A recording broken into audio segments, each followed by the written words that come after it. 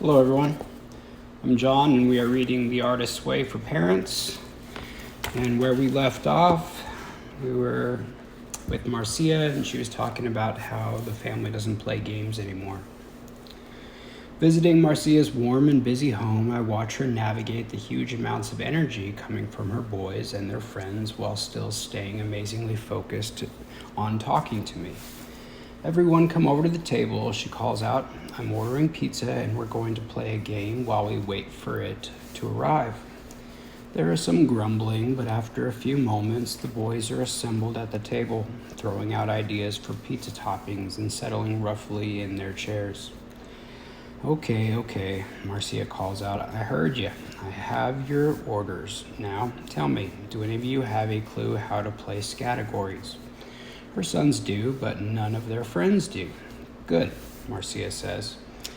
Then you're going to learn. And so Marcia lays out the rules, and after a chaotic start, the game is well underway. The boys are entertaining themselves and one another with the answers, connecting with each other in a way that I hadn't seen when they were chasing each other around the house earlier.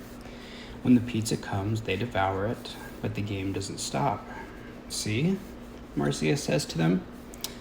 More fun than you thought, wasn't it? Marcia turns to me as the boys scatter. The thing is, if they haven't tried something, they don't know there's another option. If you never show them that stuff, how do you think they'll learn about it? I happen to believe in games, car games, games at home. I'll tell you, movies in the car was such a bad idea.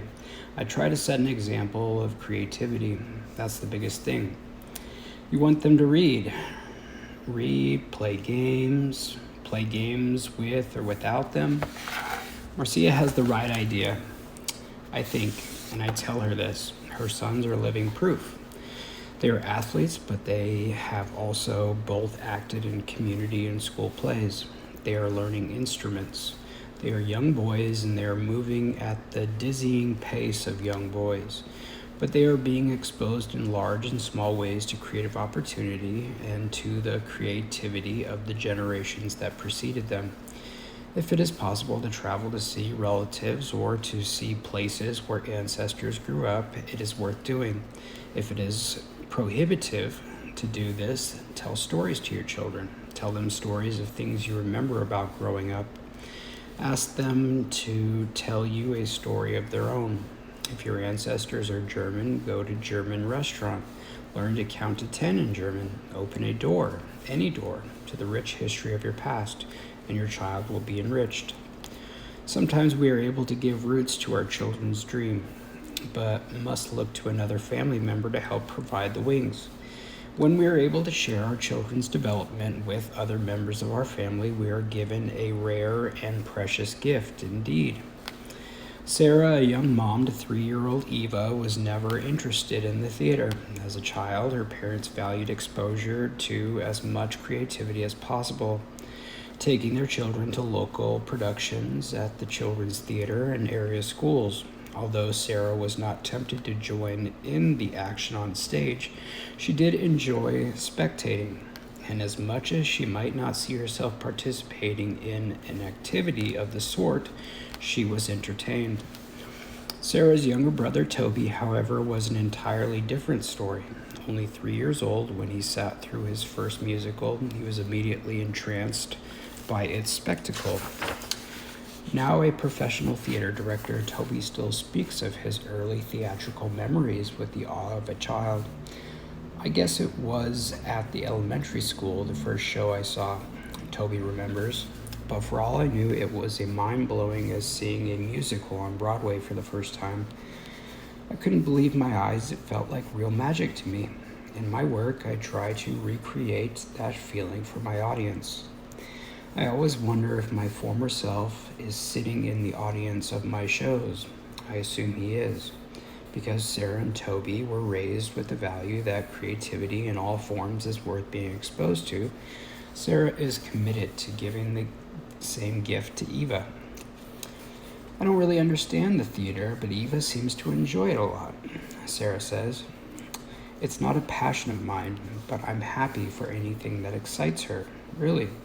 Her reactions are as fascinating to me as anything happening on stage. I'll always bring her to as much theater as I can, and as soon as she wants to participate, I'll encourage it. Toby couldn't be more thrilled that his niece seemed to be sharing some of his own interest. Visiting her regularly, he brings her musicals and CDs. He acts out scenes with her and encourages her to act out her own. Eva is really becoming quite the actress, Sarah says. I just stay out of the way when she is creating her characters. It's hilarious to me to watch where she goes with these things, constantly making up stories and performing them for me. I'll always be an enthusiastic audience member, now and if ever she decides to do this on a real stage. Sarah's great gift to Eva is her attention and applause. In giving her this, she does give her roots. Eva has in Toby not only a connection to her extended family, but an ally who speaks her language, who offers her gifts to a step beyond what she has yet imagined or been exposed to, thus helping her passions take flight. Sarah, in her position from the audience, makes Eva feel safe, letting her perform her stories in the living room. She gives Eva roots. As an audience, she may seem to perform a non-action, but the gift of attention is perhaps the most important action of all. As we expose our children to all we can, we give them the possibility of finding not only fun, but also connection. Sharing our passions and our histories with our children, we let them know that they are a part of this history and passion. Allowing them to forge connections, we give wings to their dreams. An exercise, returning to games. Play a game, not a video game. Ideally, you will choose a game you played as a child. Play it with your child today. What memories resurface? How does your child enjoy playing in your past?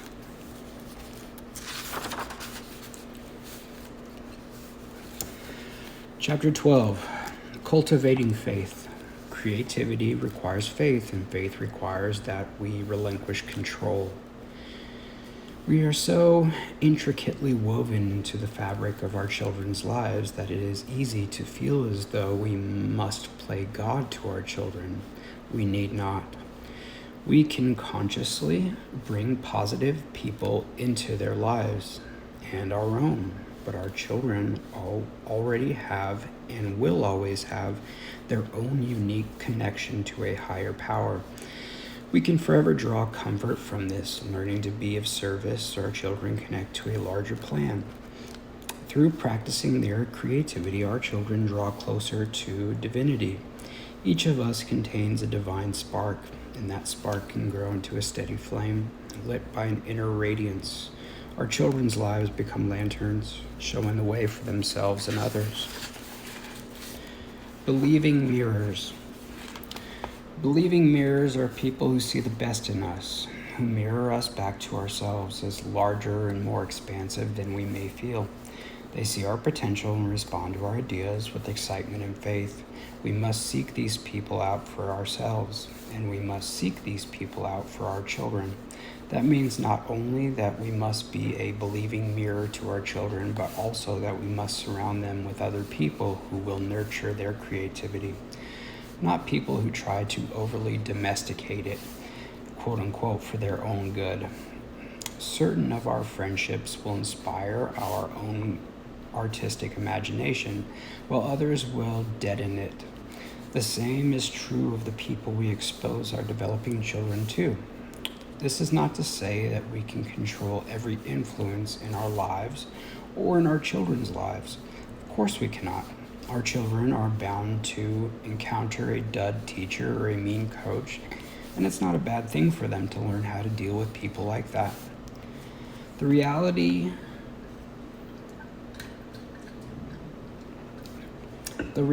exists that not everyone will play nicely in the world, but ideally we can work to make sure that the majority of people our children encounter are nurturing and supportive, and we can teach our children to be discerning.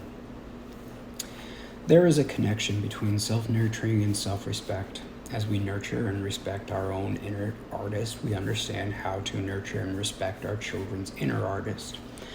As we mirror back their largest and greatest qualities, they develop in kind and grow to fulfill their creative potential. Creativity is oxygen for our children's souls. Cutting them off from their creativity makes them savage. We ourselves are no different. If we pushed day after day through a schedule that leaves no room for us to stop and notice ourselves, or if we are surrounded by people who squelch us, we begin to react as if we are fighting for our lives, and we are. When we push our children into boxes that do not allow their creativity to evolve, they rebel, react with rage, and act as if they are fighting for their lives. They are. In speaking to, teaching, and working with many people who have successfully continued a creative practice through childhood and into their adult lives, their answers are very, very similar. Somewhere along the way, a believing mirror or several believing mirrors encouraged them to move forward. Very often it was a parent, and when it is the parent, the child is a very good position indeed. The child is in a very good position indeed. A student in my class is a professional musician. I ask him what allowed him to pursue his dreams, and he answers without hesitation. My parents, without a doubt. They have never made me feel foolish or guilty for having an interest in the arts and developing into a career. They have helped me financially and spiritually in times when I have needed their support more than anything. My dad always tells me how lucky I am to have found my passions and creativity at an early age, that many people are still searching for something to pour themselves into. How true that rings. I would argue that everyone is searching for something to pour themselves into. We are all meant to create. There are many ways this can manifest, and those who can practice, model, and pass on the act of doing it are the believing mirrors we all need. My self-respect as an artist comes from doing the work.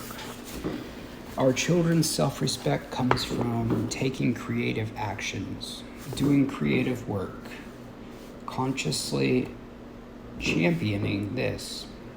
All right, we got some fireworks tonight. We'll come back.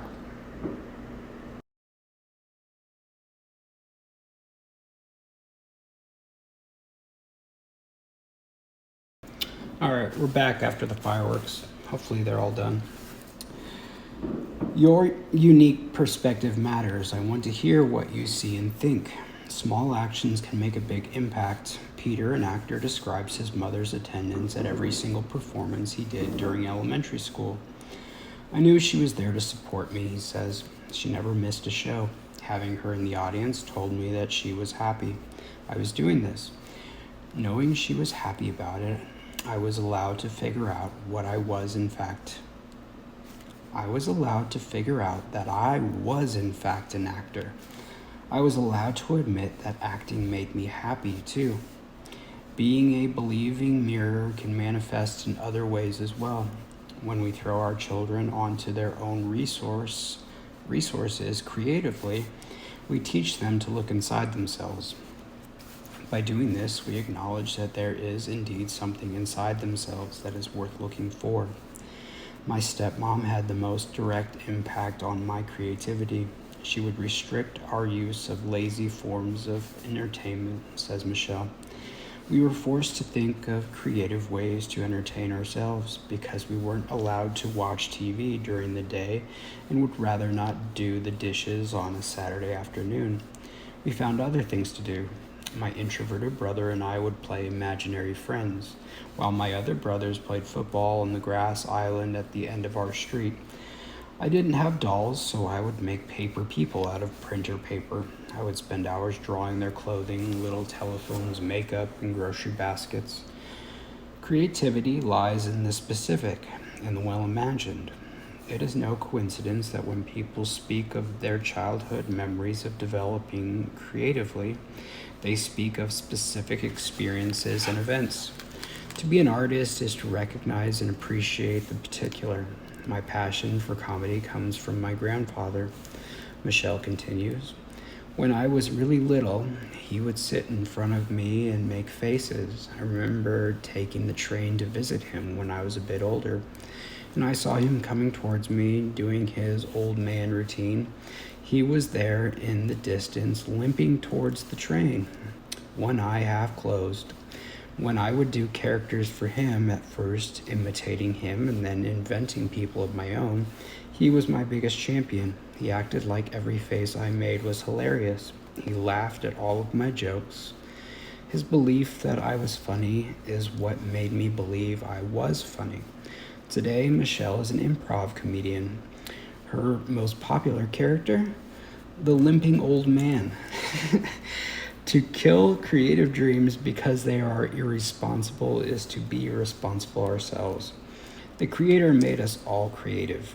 Using our creativity, encouraging others to do the same is accepting the deal. And accepting the deal is the beginning of true self-acceptance. Accepting others and reflecting back to them their largest and most expansive self, we become a believing mirror. Encouraging our children in small and playful ways, we mirror their potential back to them.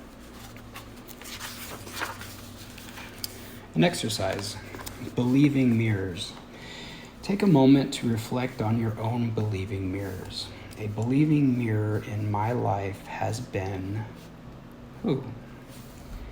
This person showed me that I blank. Now examine the landscape of your child's life. Are there believing mirrors already there? Are there more you could invite in? Being of service.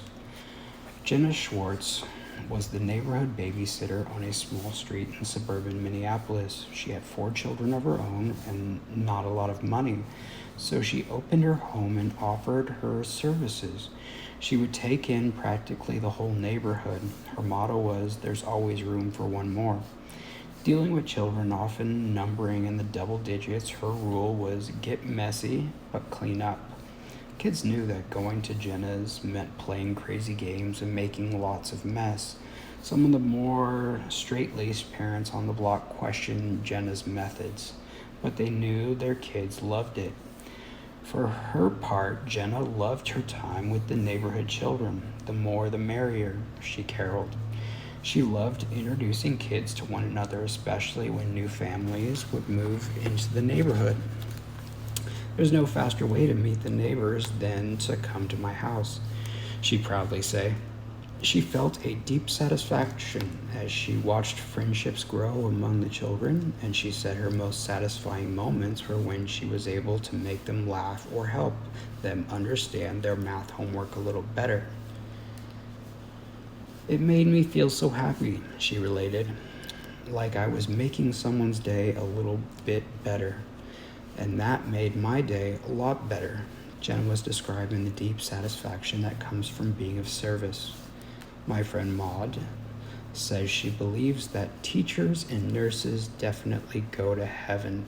Maud is describing people who dedicate their lives to being of service. With nearly 7 decades in a service profession herself, she has seen countless selfless acts of service, many done in silence, but with no exception of reward, that have changed the lives for the better.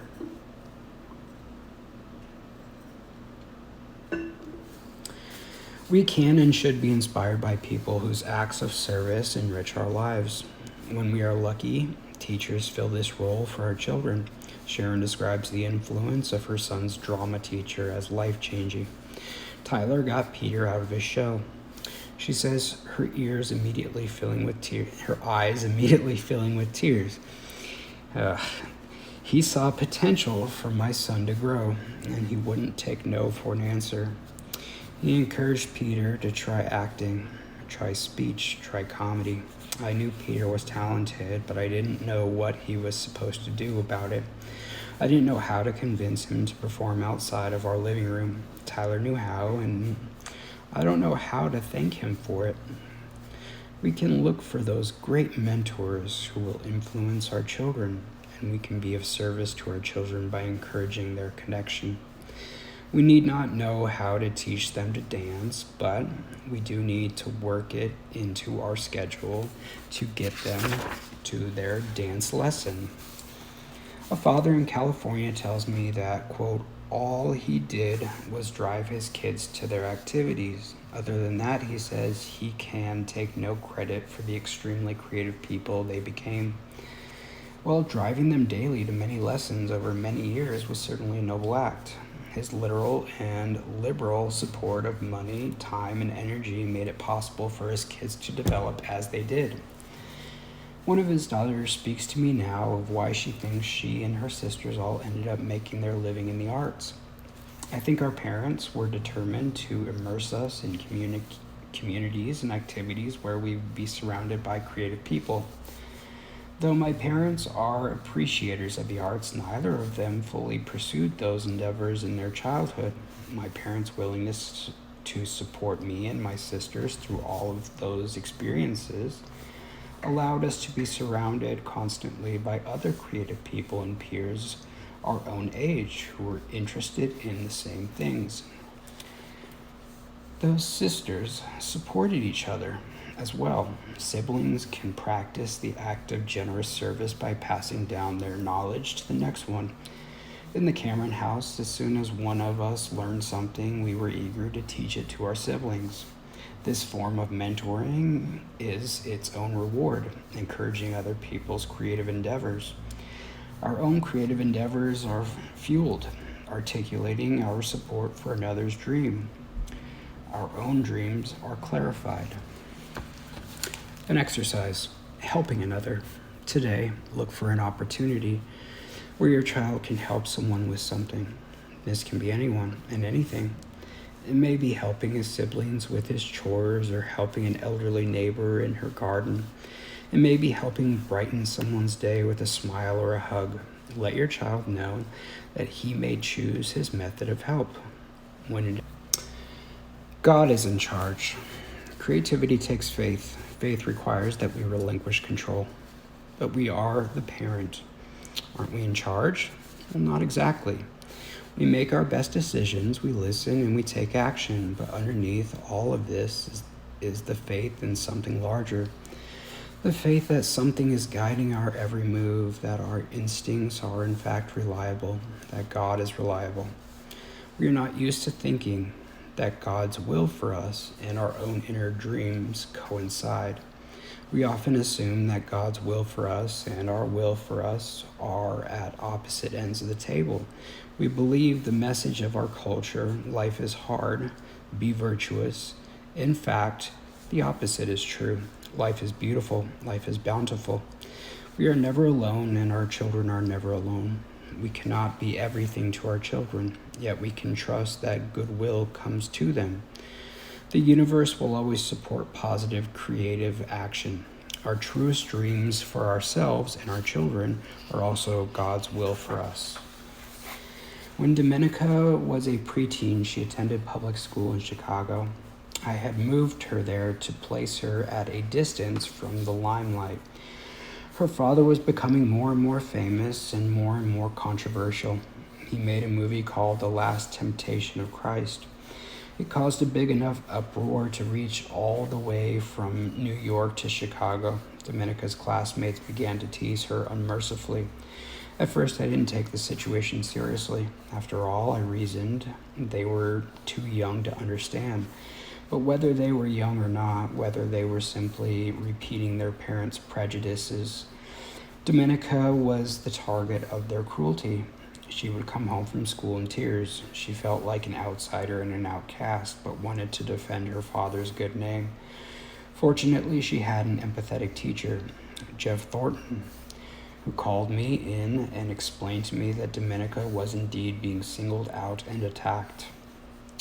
Quote, I do what I can, he said, but I can only do so much. I'm afraid she sticks out like a sore thumb. After my talk with the teacher, I began to explore other options. There were 2 private schools where Domenica's father's celebrity would blend in with the celebrity of other students' parents. I chose Francis W. Parker School as the best environment.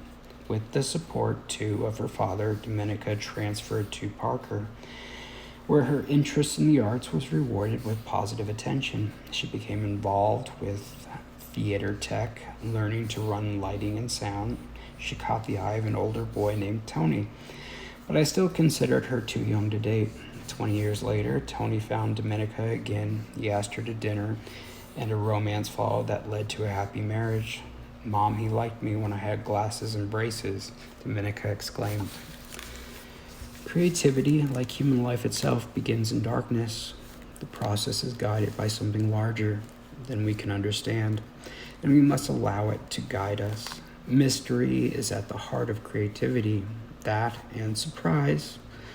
We must trust the darkness.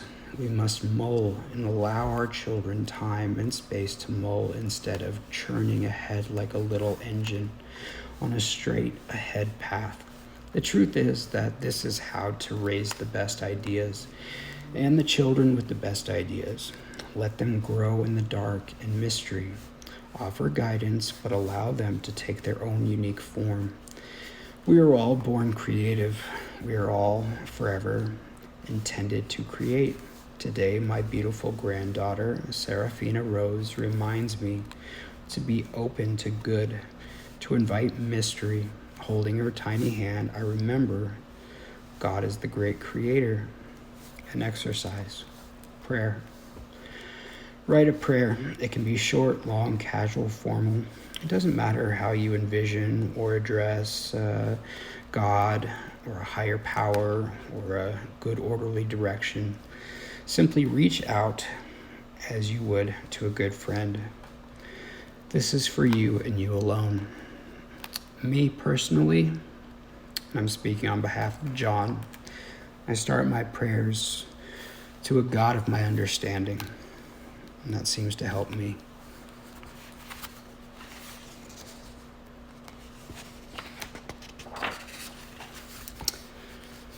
So this is the end of the book. And it says, with thanks to the Cameron family, the Lively family, Tyler Beatty, Sarah Carter, Linda Kahn, Joel Fotinos, Susan Rayhofer. That's it. Well, thank you for listening. I think this is 260 pages. It's a pretty long book to read aloud in less than a week. So, yeah, thanks for sticking with me. Thanks for listening. And, yeah, I wish you the absolute best in your endeavors. It's not easy, but keep your head up. Thanks, everyone. Bye.